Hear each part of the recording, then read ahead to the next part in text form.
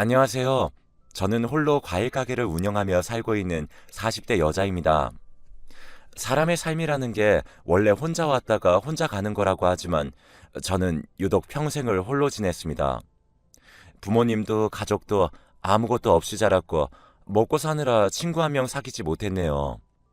그러다 좋은 사람을 만나 결혼도 했지만 결국 모두 떠나보내고 다시 혼자가 되고 말았습니다. 지금은 떠난 사람들이 남겨준 것들 덕분에 굶을 걱정 없이 살고는 있지만 늘 마음 한구석에 허전하기만 하네요. 대단치는 않지만 여러분께 제 인생 이야기를 들려드리고자 합니다. 저는 날 때부터 고아였어요. 철이 들었을 때는 이미 보육원이었으니까요. 원장 선생님 말씀으로는 보육원 앞에 버려져 있었다고 하더라고요. 제게는 부모님이 없었던 거죠. 학창 시절에는 출석부에는 분명히 있는데 존재감은 전혀 없는 그런 학생이었습니다. 가뜩이나 소심한 성격이었던 데다가 부모님에게 버려진 아이라는 생각에 저는 더욱 위축될 수밖에 없었거든요. 그렇게 무엇 하나 잘하는 것 없이 눈에 띄는 것 없이 학창 시절을 보냈지만 사회로 나온 뒤로는 그럴 수가 없더군요. 당장 먹고 살아야 했으니까요. 그래서 일을 시작했습니다. 처음에는 달리 배운 게 없어서 식당 일을 주로 했어요. 요리도 할 줄 몰라서 식당을 청소하고 접시를 닦는 일을 주로 했습니다. 그때는 아직 식당에 작은 방이 딸린 곳이 있었는데 주로 그곳에서 먹고 자고 했죠. 그때는 그것만으로도 감지덕지였습니다. 보육원을 나올 때 받았던 400만 원도 안 되는 지원금으로 월세방 하나 구하기도 힘들었으니까요. 그렇게 식당에서 1년 정도를 일했습니다. 월급은 무척 적었지만 돈 쓸 데가 없다 보니 다만 얼마라도 돈이 모이긴 하더라고요. 그때는 그 재미로 살았어요. 그래도 제게 우연한 기회가 찾아왔습니다. 식당에 온 손님이 지방에 있는 자기 공장에서 일해볼 생각이 없냐고 하시더라고요. 포장 용기를 만드는 중소기업이었는데 일손은 부족한데 사람을 구하지 못해 고생이라고 하시면서 작지만 기숙사도 있으니 언제든지 오라고 하셨어요. 가만히 얘기를 들어보니 당시 내 형편에는 너무 좋은 조건이었기 때문에 당장 식당 생활을 정리하고 공장에서 일을 시작했죠. 공장 일은 생각보다 힘들었습니다. 저는 공장이라고 하면 기계가 막 돌아가고 그 사이를 왔다 갔다 하기만 하면 되는 건 줄 알았는데 의외로 사람 손이 많이 필요하더라고요. 그래도 저는 오히려 즐거웠습니다. 식당 일은 아무리 해도 그저 아르바이트일 뿐이었지만 그 공장에서는 어엿한 정직원이었고 열심히 하면 가끔 성과급도 나왔으니까요. 게다가 경력이 쌓이면 승진할 수 있는 번듯한 직장이었습니다. 아무것도 가진 게 없던 제게는 너무나 과분한 곳이었어요. 그래서 더 열심히 일했습니다. 그런데 그런 저의 모습을 과장님 한 분이 좋게 보셨었나 보더라고요. 밥은 먹었냐며 점심을 사주시기도 하고 간혹 저에게 선물을 사주시기도 했습니다. 당시엔 제가 너무 어리고 경험이 없어서 과장님이 제게 마음이 있다는 것도 몰랐어요. 하지만 아무리 바보라도 무려 1년이나 저에게 정성을 쏟는 과장님의 마음을 모를 수가 없었습니다. 과장님은 잘생기지도 않았고 돈이 많은 것도 아니었어요. 하지만 성실하고 다정한 사람이었습니다. 저보다 10살이 많았지만 그런 건 상관없었어요. 저는 22살이 되도록 혼자였고 그 무엇보다 마음 붙이고 살 가족을 원했거든요. 그렇게 우리는 서로 사랑하게 되었고 과장님은 제 남편이 되었습니다. 그런데 시아버님이 좀 특이하신 분이셨어요. 시어머님은 남편이 철도 들기 전에 돌아가셨고 그 뒤로 쭉 혼자 남편을 키워오신 분인데 처음 인사드리러 간 자리에서 제 모습을 보더니 사색이 되시더라고요. 아버지, 이 사람이 제가 만나는 사람입니다. 처음 뵙겠습니다. 여러모로 부족하지만 잘 부탁드려요. 나름대로 정중하게 인사를 드렸지만 아버님은 귀신이라도 본 것처럼 아무 말씀이 없으셨습니다. 아버지, 갑자기 왜 그러세요? 이 사람이 인사드리잖아요. 어, 그래. 내가 잠시 딴 생각을 했구나, 그래. 둘이 결혼하겠다고? 그래, 그렇게 됐구나. 네? 아버지, 그렇게 됐다니 그게 무슨 말씀이세요? 아, 아무것도 아니다. 그날은 저도 처음 아버님을 본 터라 긴장되고 정신이 없었지만 아버님의 반응이 영 찜찜하긴 했어요. 그래도 아무런 반대 없이 저희 결혼을 허락해 주셔서 그냥 넘어갔습니다. 그런데 이상한 건 그날만이 아니었어요. 무사히 결혼식을 마치고 신혼여행을 다녀온 후 인사를 드리러 간 날도 그랬죠. 그날은 인사를 드리러 간 자리이기도 했지만 분가하겠다는 말씀을 드릴 참이었거든요. 저는 괜찮다고 했지만 남편은 가정을 꾸렸으니 분가하는 게 맞다고 생각했거든요. 하지만 아버님은 극구 반대하셨습니다. 이 드넓은 집에서 혼자 살라는 말이냐며 거의 생떼를 쓰시더군요. 사실 아버님의 형편이 나쁜 건 아니었어요. 지방이라 대단한 건 아니었지만 그래도 아버님 명의로 된 건물이 있었거든요. 3층짜리 작은 건물인데 1층에서 오랫동안 과일 가게를 운영하셨어요. 2층은 다른 사람에게 세를 주고 3층에서 살고 계셨죠. 그래서 아버님은 금전적으로 전혀 부족한 게 없으셨습니다.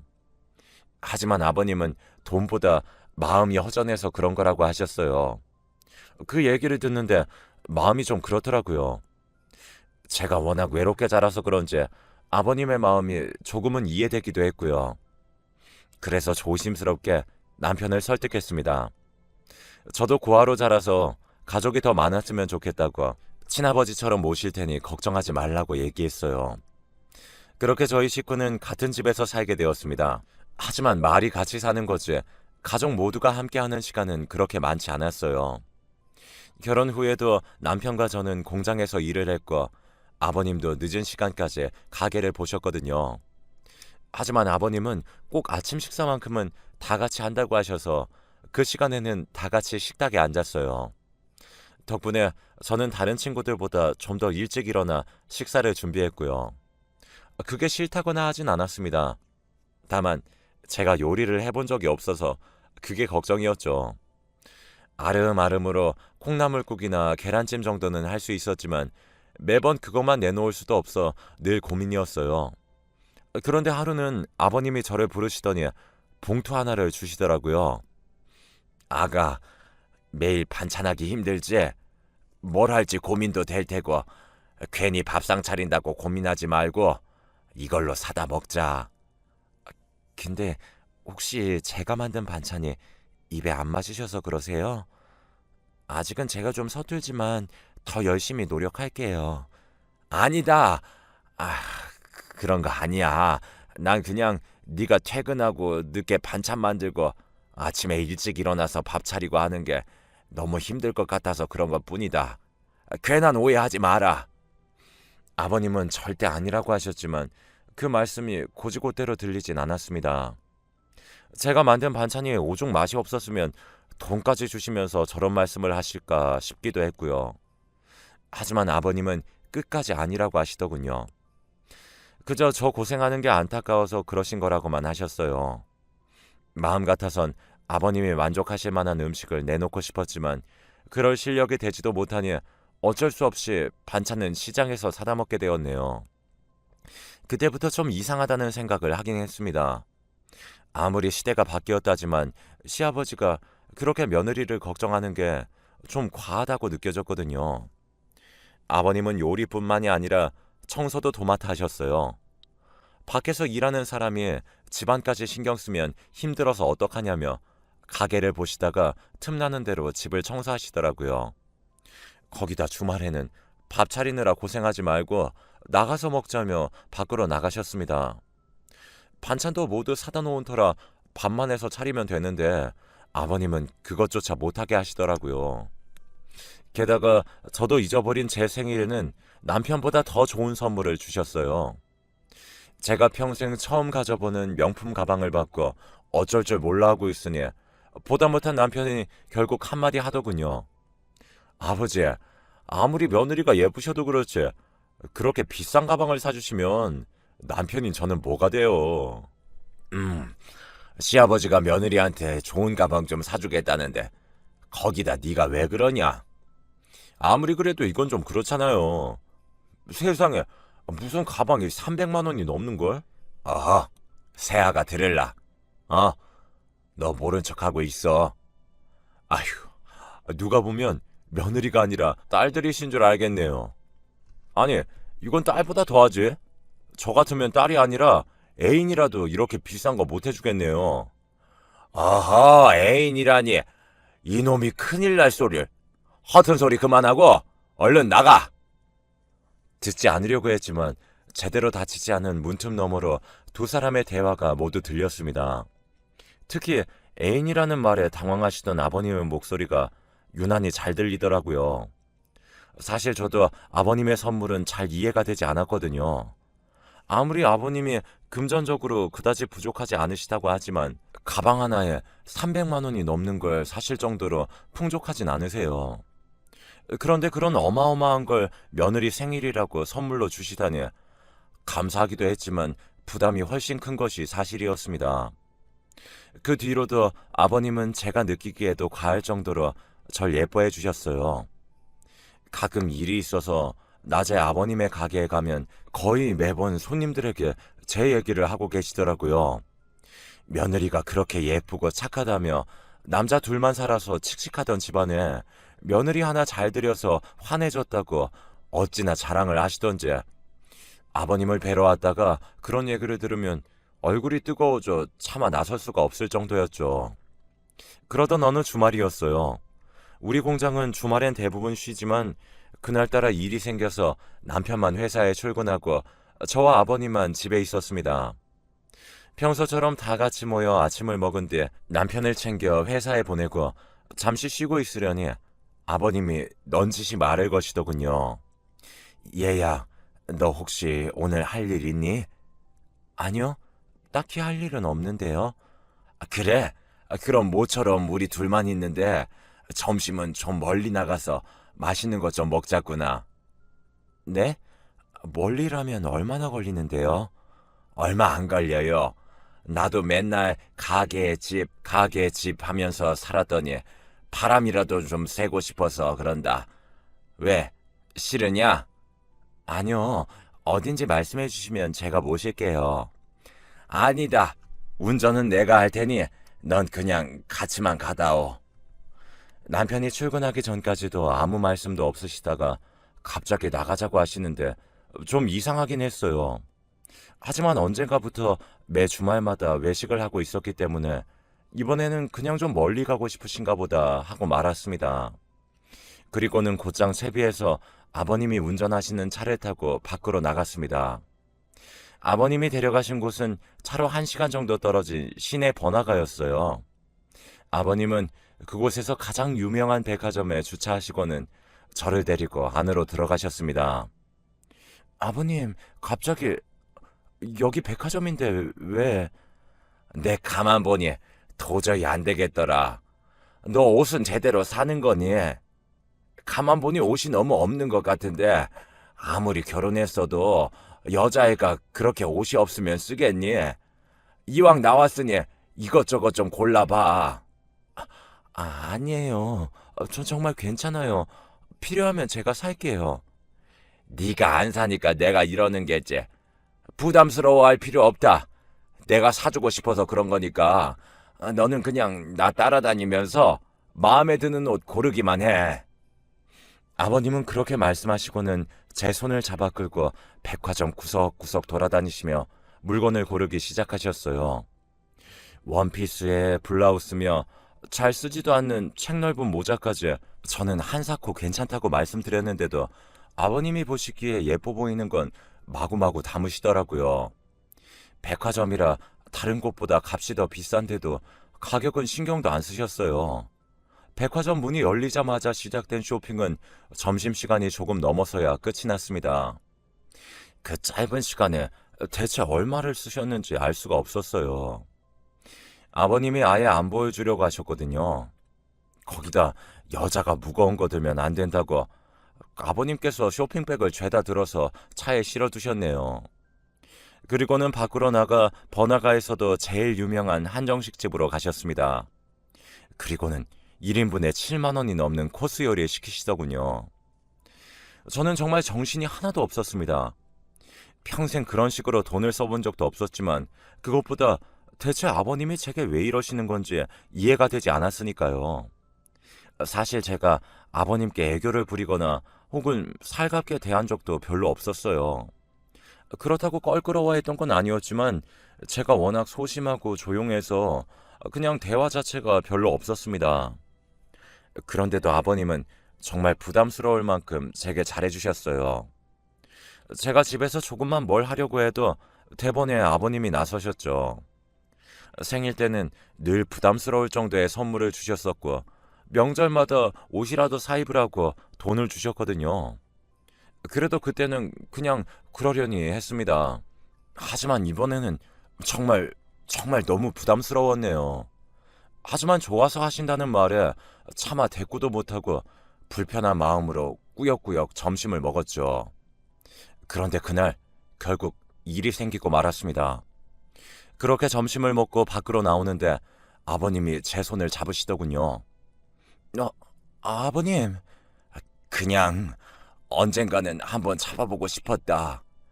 왜, 싫으냐? 아니, 그런 게 아니라 대체 아버님이 왜 이러시는 건지. 마음은 싫었지만 그렇다고 손을 뿌리치지도 못해서 어쩔 줄을 몰라 하고 있는데 저쪽에서 익숙한 목소리가 들렸어요. 남편이었습니다.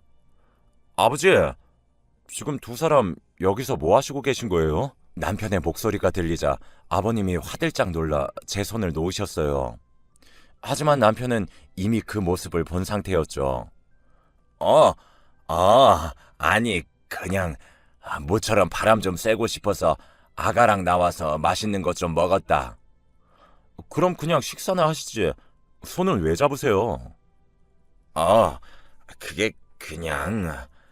남편의 추궁에 아버님은 아무 말씀도 못하시고 우물쭈물 하셨어요. 그래서 남편이 싸늘한 목소리로 말하더군요. 아버지, 차 갖고 오셨죠? 오늘은 혼자 들어가세요. 이 사람은 제가 데리고 갈게요. 그리고는 대답도 듣지 않고 곧바로 저를 차에 태우고 집으로 돌아갔습니다. 돌아가는 차 안에서 남편은 어떻게 된 건지 물었고 저는 있는 그대로 다 이야기했어요. 그러자 그 순하고 우직한 남편이 귀까지 붉어질 정도로 화를 내더군요. 다 늙은 양반이 며느리에게 뭐하는 짓이냐며 흥분했습니다. 저는 오는 내내 이러다가 사고라도 나면 어쩌나 노심초사해야 했죠. 저희가 집에 돌아오고 얼마 지나지 않아 아버님도 돌아오셨습니다. 아버지, 더는 안 되겠어요. 저희 조만간 집 구해서 분가하겠습니다. 왜 그러냐? 내가 정말 남사스러워서 어디 말도 못하겠어요. 벌건 대낮에 며느리랑 그게 뭡니까? 아버지, 그동안 제가 욕정 좀 풀라고 말씀드릴 때는 한상코 싫다고 하시더니 왜 갑자기 이러시는 거예요? 저는 남편이 아버님에게 너무 심하게 말하는 것 같아 옆에서 계속 말렸습니다. 하지만 이미 흥분할 대로 흥분해버린 남편은 거칠 것이 없더군요. 자기 아버지인데도 매몰차게 몰아붙였으니까요. 하지만 아버님은 그저 침통한 표정만 지으신 채 아무런 말씀이 없으셨습니다. 뭐라고 말씀 좀 해보세요. 대체 왜 그러셨는지 이유라도 알아야 될 거 아니에요. 미안하다. 하지만 네가 생각하는 그런 일은 아니다. 제가 뭘 생각하는데요? 대체 뭐가 아니라는 거냐고요? 그건 미안하다. 아버지. 아버님은 뭔가 하실 말씀이 있는 것 같았지만 차마 밖으로 꺼내진 못하셨습니다. 하지만 그런 모습은 남편을 더욱 화나게 했죠.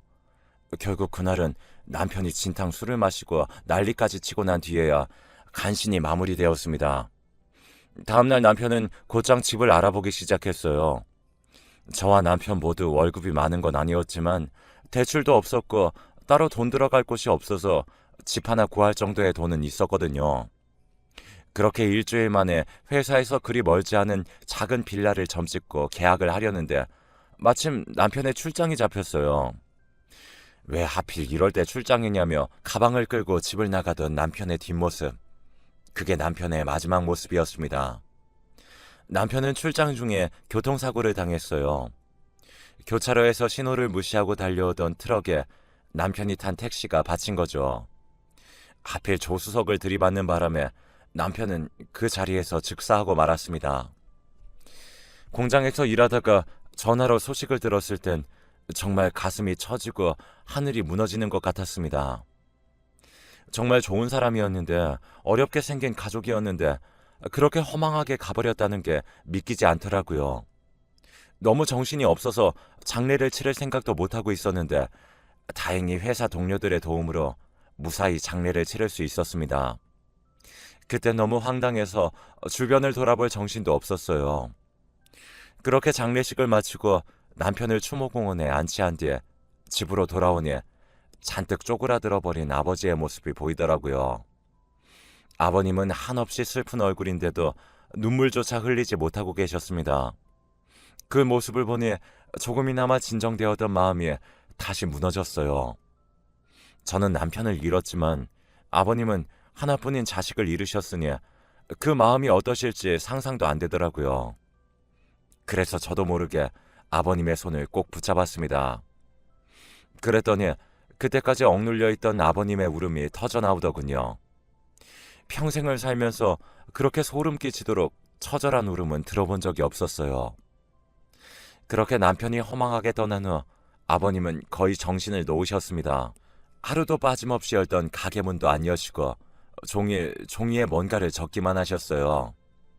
옛날 분치고는 키도 크셨던 아버님인데 남편이 떠난 후로는 정말 주먹 한 줌밖에 안 될 정도로 쪼그라든 어깨로 방구석에 앉아 뭔가를 적으시다가 때때로 흐느끼셨습니다. 그 모습을 보면 저도 모르게 눈물이 흐르더군요. 그런 아버님을 도저히 내버려 둘 수 없어 회사를 그만두고 집으로 들어왔습니다. 회사를 그만둘 때 주변 사람들은 다들 저더러 미쳤다고 하더군요. 애도 없고 남편도 떠난 마당에 시아버지와 단둘이 살겠다는 거냐며 그냥 교통사고 보상금 가지고 재혼하라고 했죠. 저도 그게 맞다는 걸 왜 몰랐겠어요.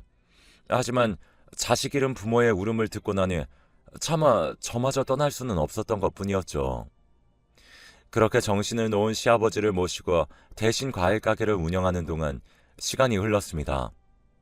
남편도 떠나고 세상에 의지할 사람 하나 없었지만 그래도 시간은 잘만 가더라고요. 그리고 막상 가게를 하고 보니 정말 만반치가 않았어요. 물건을 떼와서 진열하고 종일 가게에 앉아 늦은 시간까지 손님을 맞아야 했죠. 그러는 중간중간 시아버지가 잘 계신지 들여다보고 끼니 때가 되면 밥을 차려드려야 했고요. 하지만 시간이 흐르면서 시아버지의 상태는 점점 더 나빠져만 갔습니다. 가뜩이나 줄어든 몸집은 식사를 제대로 하지 않아 더 쪼그라들었고 이제는 그나마 남아있던 정신도 때때로 오락가락 하실 정도였죠. 반면 아버님이 쓰시던 것들은 차곡차곡 쌓여갔어요. 처음에는 그저 하루에 몇 줄이었던 글이 쌓이고 쌓여 어느새 안방 구석에 허리 높이까지 쌓였죠. 그리고 그맘때쯤 결국 아버님은 쓰러지고 말았습니다. 아버님은 중풍이셨어요. 구급차를 불러 급하게 병원으로 모셔 수술까지 했지만 연로하신 데다가 건강까지 좋지 않은 상태로 쓰러지셔서 경과가 너무 안 좋았고 결국 몸의 절반에 마비가 오고 말았습니다. 오른쪽 신경이 마비되어 얼굴은 잔뜩 일그러지고 말까지 어눌해졌죠. 무엇보다 이제는 아예 거동을 하실 수 없게 되셨습니다. 병원에서는 길어야 일주일이라며 마음의 준비를 하라고 하더라고요. 그래서 급하게 가게 문을 닫고 아버님 곁을 지켰습니다. 참 못할 짓이더라고요. 병간호는 친부모도 힘들다고 하던데 그제야 무슨 말인지 절실히 이해됐습니다. 욕창에 생길까 때때로 뒤집어드리고 대소변도 받아들이고 그런 일이 기약 없이 길어졌다면 못 견뎠을 거예요. 하지만 마지막 가시는 길을 혼자 보내드리고 싶지 않아 한시도 떨어지지 않고 돌봐드렸습니다. 그런데 모두 자는 깜깜한 밤이었어요. 지나다니는 간호사들도 잘 없는 시간에 아버님이 일어나시더라고요. 아버님, 왜 일어나셨어요? 아직 밤이에요. 좀 더 주무세요. 아버님은 뭔가 말씀을 하시려고 했지만 목소리도 작고 말도 어눌해서 도무지 알아들을 수가 없었어요. 그래서 가까이 갔더니 갑자기 마비되지 않은 왼손을 뻗어 제 손을 잡으시더니 당신 가슴에 쑥 집어넣으시는 게 아니겠어요. 너무 놀라서 손도 빼지 못하고 입만 벙긋거렸습니다. 그런데 그 안에 웬 종이 쪼가리가 잡히더라고요. 아버님, 저보고 이거 보라는 말씀이세요? 제가 종이를 꺼내 여쭤보자 힘겹게 고개를 끄덕이시더니 지쳐서 다시 주무시더라고요. 저는 대체 뭔가 싶어 구겨진 종이를 펼쳐보았습니다. 그랬더니 그 안에 삐뚤빼뚤한 아버님의 글씨가 적혀 있더라고요. 공책을 읽어. 단번에 무슨 뜻인지 알 수 있었습니다. 지난 몇 년간 아버님이 쓰시던 공책을 읽으라는 뜻이었죠. 이 모든 일이 정리되면 꼭 읽겠노라 다짐했습니다. 아버님은 그 다음 날 아침 돌아가셨어요. 제게 쪽지를 전해주신 건 마지막 남은 기력이셨던 것 같더라고요. 남편을 떠나보낸 지 3년도 안 돼서 시아버지까지 떠나보내니 눈물도 나지 않더라고요. 장례식을 조촐하게 치르고 집에 돌아오니 텅 빈 집안에 또다시 저 혼자 남겨지게 되었습니다. 한참을 멍하니 앉아만 있었어요. 그러다 문득 아버님의 유품을 정리해야겠다는 생각에 방으로 들어갔다가 공책을 발견했습니다. 그리고는 뭔가에 홀린 사람처럼 처음부터 읽기 시작했어요. 아버님은 남편이 떠나고 곧바로 마음의 준비를 하셨던 것 같아요. 공책은 일종의 유언장 같은 거였습니다. 사실 너에게는 남편보다 3살 많은 시누이가 있었단다. 저는 너무나 놀랐습니다. 여태까지 남편에게 누님이 있다는 이야기는 들어본 적이 없었거든요. 그런데 갑자기 시누이라뇨. 하지만 그게 다 이유가 있었습니다. 네 남편이 태어나기에 한 해 전 네 시누이는 이름 모를 병에 걸렸다. 그때는 살림이 어려워서 큰 병원에 데려갈 형편도 아니었지. 결국 우리 부부는 첫 아이를 허망하게 떠나보내고 말았단다. 그땐 네 시어머니가 무척 위험했단다. 이미 네 남편을 임신한 상태에서 밥도 못 넘길 만큼 슬퍼했으니까. 결국 우리가 할 수 있는 선택은 모든 일을 없었던 걸로 아예 일어난 적도 없었던 일처럼 주는 것밖에 없었다. 남편보다 먼저 태어난 시누이. 하지만 병으로 고작 2살의 나이에 세상을 떠난 시누이. 시부모님은 남은 사람들의 행복을 위해 아예 없던 걸로 하기로 했던 겁니다. 그래서 남편도 모르고 있었던 거였죠. 그런데 아버님의 불행은 이것으로 끝이 아니었습니다. 남편이 태어나고 불과 2년 만에 이번에는 시어머님이 병으로 돌아가신 거죠. 아내는 마치 마음의 빚을 갚는 것처럼 먼저 간 첫째를 보살피러 가기라도 할 것처럼 네 남편을 낳더구나. 아마 첫째가 그렇게 떠난 후 이미 살아갈 이유를 잃은 상태에서 아들을 낳기 위해 살아갔고 아들이 무사히 세상에 태어나자 모든 것을 놓아버린 거겠지. 너무 슬펐지만 그래도 나는 살아야 했다. 가슴에 아내와 딸을 묻었지만 남은 아들을 위해, 네 남편을 위해 나는 살아야 했어. 아버님의 글을 읽는 내내 가슴이 미어지는 것 같았습니다.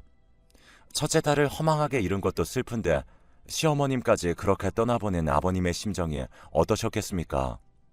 그럼에도 남은 아들을 위해 씩씩한 척 살아오신 아버님이 너무나 안타까웠어요. 그런데 아들 녀석이 결혼하겠다고 데려온 사람이 너였단다. 너를 보는 순간 왜 그랬는지 떠나간 아내, 떠나간 딸이 떠오르더구나. 마치 이번이 마지막 기회라고, 먼저 떠난 사람들에게 보답할 수 있는 기회라고 말하는 것 같았지. 그래서 네가 부담스러워할지도 모른다고 생각하면서도 자꾸 너를 챙기게 되었다. 그건 한편으로는 보답이기도 했고 다른 한편으로는 내 속죄이기도 했다. 그제야 모든 것이 이해가 되었습니다. 아버님은 저를 보고 때로는 먼저 간 첫째 딸을, 때로는 어머님을 생각하며 그들에게 해주지 못했던 것들을 해주셨던 것이죠. 이미 떠나간 딸아이가 그리워도 그러면 안 되는 거였는데 네가, 그리고 네 남편이 어떻게 받아들일지 먼저 생각했어야 했는데 그리움이 너무 커서 하면 안 되는 일을 하고 말았구나. 그렇게 남은 아들마저 먼저 보내고 말았구나. 아가, 미안하다. 정말 너무나 미안하구나. 저는 그저 미안하다는 말만 잔뜩 쓰여 있는 마지막 페이지를 보며 하염없이 눈물만 흘릴 수밖에 없었어요. 아버님의 마음을 헤아리지 못하고 부담스러워만 했던 자신이 너무나 미웠어요. 제가 좀 더 잘했더라면, 아버님의 마음을 헤아리고 좀 더 살갑게 대해드렸더라면, 아버님의 공책을 읽고 나니 모든 것이 후회되어 공책을 붙잡고 몇 날 며칠을 눈물로 지새웠습니다. 그렇게 아버님이 돌아가신 지도 벌써 5년이라는 시간이 흘렀네요. 아버님은 공책의 말미에 유언장까지 미리 적어두셨더라고요. 아버님 소유의 모든 재산을 저에게 물려주신다는 내용이 들어있었습니다. 덕분에 저는 갑자기 3층짜리 건물의 주인이 되었습니다. 아버님이 돌아가신 후로 과일 가게는 더 열심히 운영했습니다. 제게는 그 과일 가게가 마치 떠나간 아버님과 남편의 마지막 흔적처럼 여겨졌거든요. 정신없이 장사를 하다가 잠시 짬이 나면 가게 안쪽에 비어있는 의자를 바라보곤 합니다. 그곳에는 언제나 아버님이 앉아 계셨는데 너무 낡아서 지금은 쓰지 않지만 도저히 버릴 수가 없네요. 살던 집도 그대로입니다. 아버님의 방은 조금 정리를 하긴 했지만 전부 그대로 두었어요. 남편과 제가 지내던 방도 마찬가지로 그대로 두었고요. 그럴 리가 없다는 걸 알면서도 언젠가 남편과 아버님이 다시 돌아오기라도 할 것 같은 기분이라 정리할 수가 없네요. 가게 일로 바쁘긴 하지만 아버님이 남겨주신 재산으로 이제는 평생 먹고 살 걱정은 할 필요가 없게 되었답니다. 하지만 서로 의지하고 사랑하는 사람들을 허망하게 떠나보내고 나니 가슴 한 곳에 뻥 뚫린 것 같은 허전함은 어쩔 수가 없네요. 주변에서는 지금이라도 좋은 사람을 만나 재혼하라고 하지만 도저히 그러고 싶은 생각이 들지 않아요. 제 속이 워낙 좁아서 떠난 남편과 아버님의 그림자만으로도 가득 차서 다른 사람이 들어올 자리가 없더라고요. 언젠가는 저도 모든 것을 받아들일 수 있게 되겠지만 그게 언제가 될런지요. 모쪼록 이 사연을 들으신 분들은 사랑하는 사람들과 평생 행복하게 사시길 간절히 바랄게요. 지금까지 긴 사연 들어주셔서